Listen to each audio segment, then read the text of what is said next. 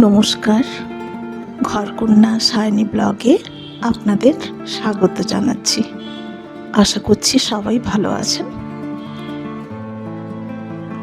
আজকের ব্লগটি একটু অন্যরকম।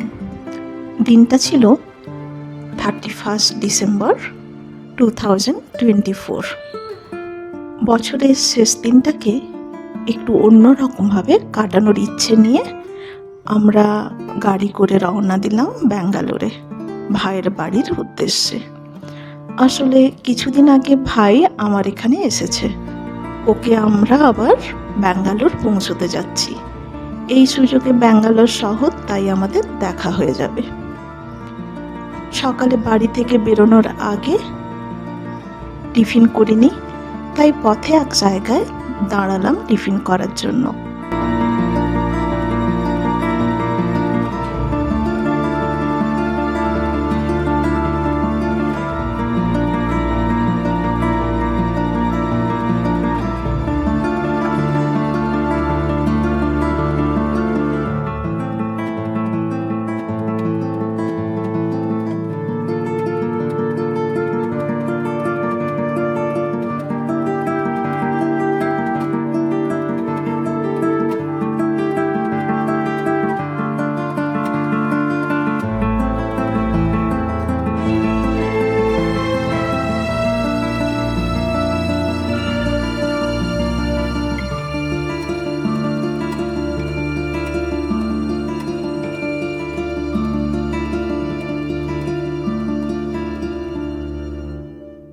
এখানে খুব পেট ভরেই টিফিন করলাম সবাই মিলে। ভালো করে টিফিন করে নিয়েছিলাম, তাই পথে আর দুপুরের খাওয়ার প্রয়োজন পড়েনি। দুপুরবেলায় শুধু গরম গরম সমোসা আর এক কাপ চা খেয়েই পথ চলা চলতে থাকলো। গাড়ির জানালা দিয়ে দেখতে দেখতে কত অচেনা রাস্তা, কত নতুন দৃশ্য চোখের সামনে ভেসে উঠছিল। কোথাও লেক, কোথাও জঙ্গল, কোথাও পাহাড়।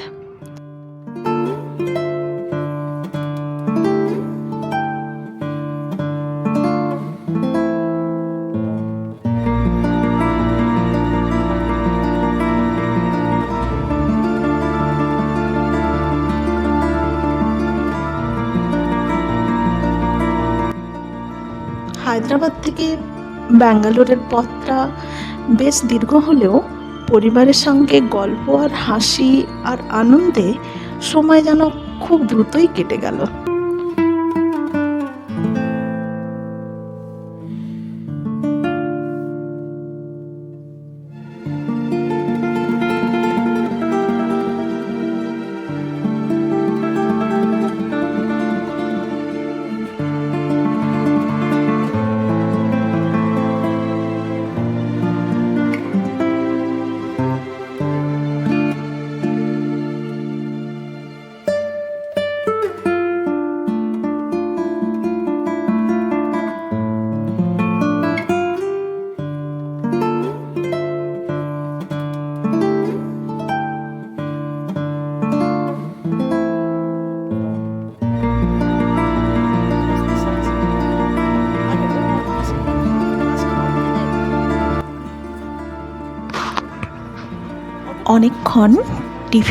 অনেকক্ষণ ধরে আমরা টিফিন করলাম, চা খেলাম, সিঙ্গারা খেলাম, অনেক টাইম বসে গল্প করলাম আর গাড়িটাকেও একটু রেস্ট দিলাম।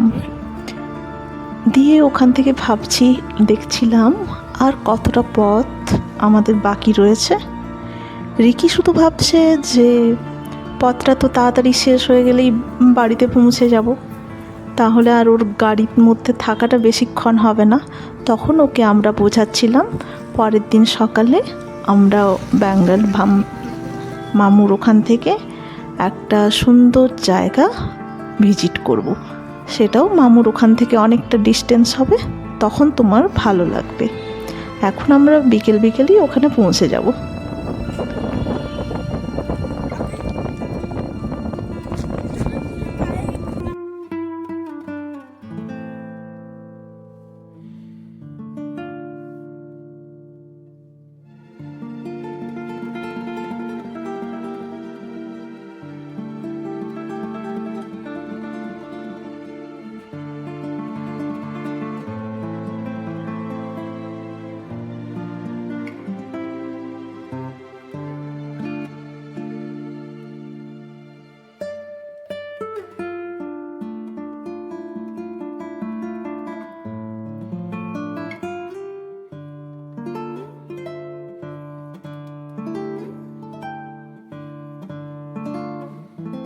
অবশেষে বহু প্রতীক্ষার পর আমরা পৌঁছে গেলাম গন্তব্যে। দীর্ঘ যাত্রার ক্লান্তি ঝেড়ে একটু বিশ্রাম নিলাম সবাই। পরের দিন ছিল আমাদের জন্য আরো বিশেষ।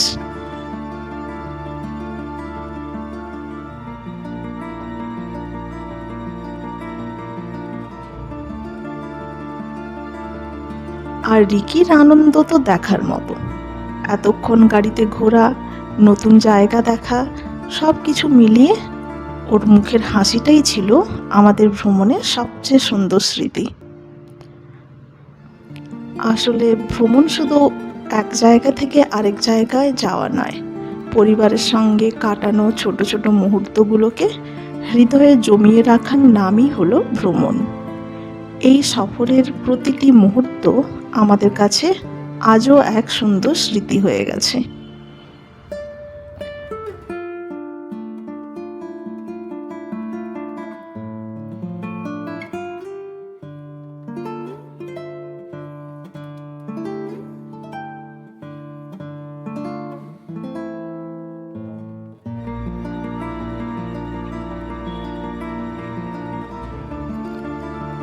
আজকের ব্লগটা শুরু করছি আবার ব্যাঙ্গালোরের এক নতুন অভিজ্ঞতা নিয়ে।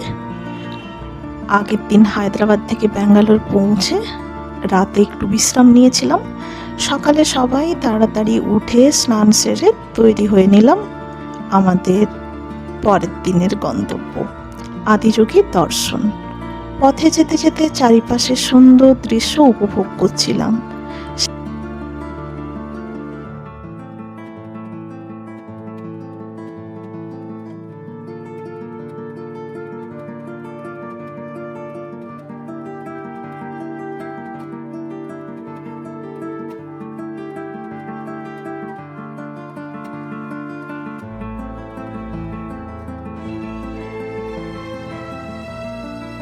সেখানে পৌঁছে প্রথম সকালে টিফিন সেরে নিলাম। সেদিন রোদটা বেশ তীব্র ছিল, তবুও সবাইয়ের উৎসাহের কোনো কমতি ছিল না। টিফিন শেষ করে আমরা ধীরে ধীরে আদিযোগীর বিশাল মূর্তির দিকে এগিয়ে গেলাম। মূর্তির সামনে পৌঁছেই চোখে পড়ল বিশালাকার নন্দী শান্তভাবে বসে যেন ভক্তদের স্বাগত জানাচ্ছে।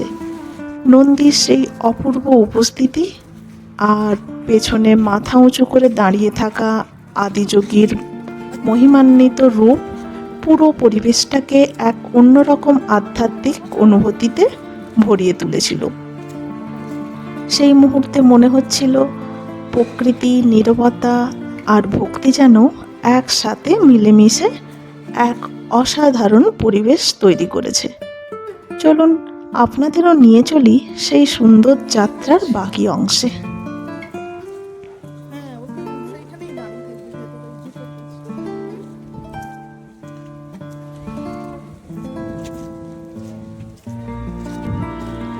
বিশাল সেই মূর্তির সামনে দাঁড়িয়ে এক অন্যরকম শান্তি অনুভব করছিলাম।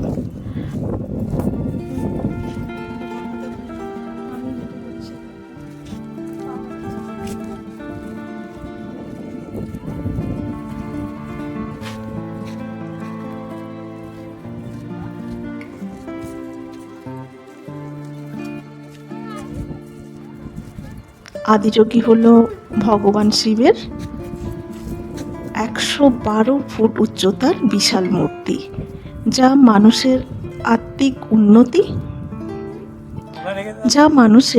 আত্মিক উন্নতি ও যোগের প্রতীক হিসেবে নির্মিত হয়েছে। এই 112 সংখ্যাটিরও বিশেষ গুরুত্ব রয়েছে।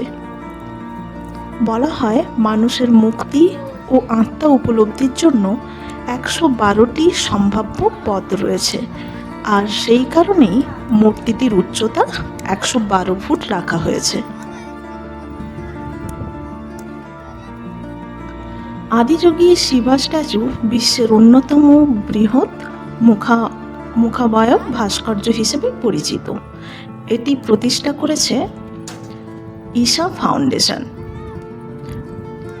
2017 সালে ভারতের প্রধানমন্ত্রী নরেন্দ্র মোদী এই মূর্তির উদ্বোধন করেন।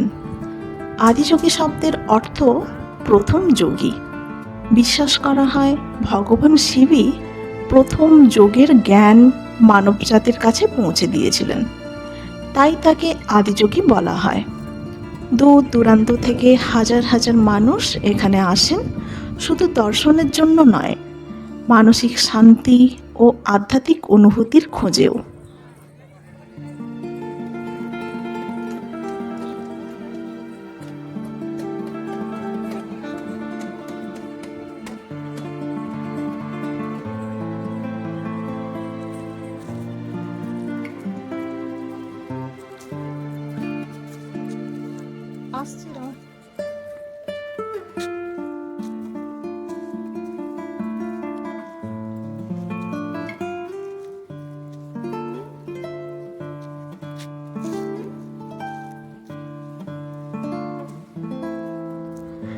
জায়গাটির চারিপাশে পাহাড়, খোলা আকাশ আর শান্ত পরিবেশ মনকে অন্যরকম প্রশান্তি দেয়। সন্ধ্যার সময় আলোর সাজে আদিযোগী আরও অপূর্ব লাগে। আমরা যখন সেখানে পৌঁছলাম তখন বিশাল মূর্তিটির সামনে দাঁড়িয়েই সত্যি অভিভূত হয়ে গিয়েছিলাম। রিকিও খুব খুশি ছিল। এত দীর্ঘ কার যাত্রার পর এমন একটি সুন্দর ও ঐতিহাসিক জায়গা দেখার অভিজ্ঞতা ওর কাছে খুব বিশেষ ছিল। পরিবারের সঙ্গে কাটানো এই মুহূর্তগুলো সত্যি স্মরণীয় হয়ে থাকবে। আদিযোগী শুধু একটি মূর্তি নয়, এটি মানুষের অন্তরের শক্তি, জ্ঞান, শান্তি এবং আত্মা অনুসন্ধানের প্রতীক। তাই এখানে এলে শুধু একটি দর্শনীয় স্থান দেখা হয় না, বরং এক অন্যরকম অনুভূতিরও সাক্ষী হওয়া যায়। আদিযোগী দর্শনের সঙ্গে সঙ্গে আমরা জানতে পারলাম এই বিশাল মূর্তিটি প্রতিষ্ঠা করেছেন সদ্গুরু। তার আসল নাম যোগী বাসুদেব। তিনি একজন যোগগুরু, লেখক এবং বক্তা হিসেবে বিশ্বজুড়ে পরিচিত। সদ্গুরু মানুষের শারীরিক, মানসিক ও আধ্যাত্মিক উন্নতির জন্য যোগ ও ধ্যানের গুরুত্ব নিয়ে কাজ করে চলেছেন। তার প্রতিষ্ঠিত ঈশা ফাউন্ডেশন বিশ্বের বিভিন্ন দেশে যোগ ও ধ্যানের কার্যক্রম পরিচালনা করে। শুধু আধ্যাত্মিকতা নয়, পরিবেশ রক্ষার জন্যও তিনি বিভিন্ন উদ্যোগ নিয়েছেন। মানুষের জীবনে শান্তি, সচেতনতা এবং ইতিবাচক পরিবর্তন আনার বার্তাই তার কাছে মূল উদ্দেশ্য, তার কাজের মূল উদ্দেশ্য। আদিযোগীর সামনে দাঁড়িয়ে সত্যিই মনে হচ্ছিল এটি শুধু একটি মূর্তি নয়, বরং যোগ, জ্ঞান এবং আত্ম অনুসন্ধানের এক অনন্য প্রতীক। অনেকেই ভাবেন আদিযোগী ব্যাঙ্গালোরে অবস্থিত, কিন্তু আসলে বিখ্যাত 112 ফুট উচ্চতার আদিযোগী মূর্তিটি রয়েছে আদিযোগী শিবা স্ট্যাচুয়ে। এটি কোয়েম্বাটোর শহরের কাছে পশ্চিমঘাট পর্বতমালার অংশ ভেলিয়াঙ্গিরি হিলের পাদদেশে অবস্থিত। ভেলিয়াঙ্গিরি পাহাড়কে অনেকেই দক্ষিণের কৈলাস বলেও উল্লেখ করেন। চারপাশের পাহাড়, সবুজ প্রকৃতি এবং শান্ত পরিবেশ আদিযোগীকে আরও আকর্ষণীয় করে তুলেছে। তাই এখানে এলে শুধু একটি দর্শনীয় স্থান দেখা হয় না, প্রকৃতির অপূর্ব সৌন্দর্য উপভোগ করা যায়। বর্তমানে ভারতের বিভিন্ন জায়গায় আদিযোগীর প্রতীক বা মূর্তি দেখা গেলেও সবচেয়ে বিখ্যাত এবং বৃহত্তম আদিযোগী মূর্তিটি কোয়েম্বাটোরেই অবস্থিত। এছাড়াও আদিযোগী দিব্যা দর্শনম, এটি কর্ণাটকে অবস্থিত, এবং আদিযোগী শিবা স্ট্যাচু সহ কয়েকটি স্থানে আদিযোগীর প্রতিরূপ বা সম্পর্কিত স্থাপনা রয়েছে। আদিযোগীর সামনে দাঁড়ালে মনে হয় যেন পাহাড়, প্রকৃতি, আর আদিযোগীর সামনে দাঁড়ালে মনে হয় যেন পাহাড়, প্রকৃতি আর আধ্যাত্মিকতার এক অপূর্ব মিলনস্থলে এসে পৌঁছেছি। আদিযোগীর মনোমুগ্ধকর পরিবেশে আমরা অনেক সুন্দর মুহূর্ত ক্যামেরাবন্দি করলাম। একসঙ্গে অনেক ছবি তুললাম, কিছু স্মৃতি মনের মাঝে রেখে দিলাম, আর কিছু স্মৃতি রয়ে গেল ছবির পাতায়। ধীরে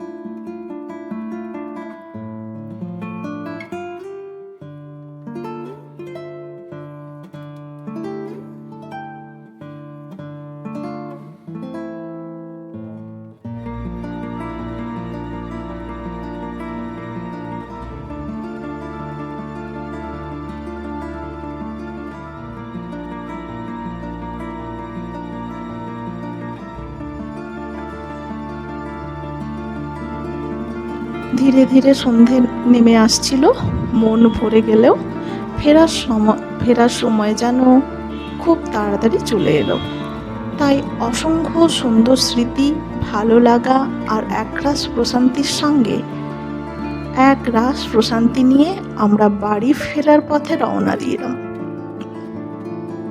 বছরের শেষ দিনের এই সফর আমাদের জন্য শুধু একটি ভ্রমণ ছিল না, ছিল পরিবারের সঙ্গে কাটানো কিছু অমূল্য মুহূর্তের গল্প। জীবনের ব্যস্ততার মাঝেও এমন ছোট ছোট আনন্দই আমাদের হৃদয়কে ভরিয়ে দেয়। আজকের ব্লগ এখানেই শেষ করছি। আশা করি আমাদের এই যাত্রার প্রতিটি মুহূর্ত আপনাদেরও ভালো লেগেছে। সবাই ভালো থাকবেন, সুস্থ থাকবেন, আর পরিবারের সঙ্গে সুন্দর সুন্দর স্মৃতি তৈরি করতে ভুলবেন না। আবার দেখা হবে নতুন কোনো ব্লগে, নতুন কোনো গল্প নিয়ে। ততক্ষণ পর্যন্ত সবাইকে অনেক ভালোবাসা। নমস্কার।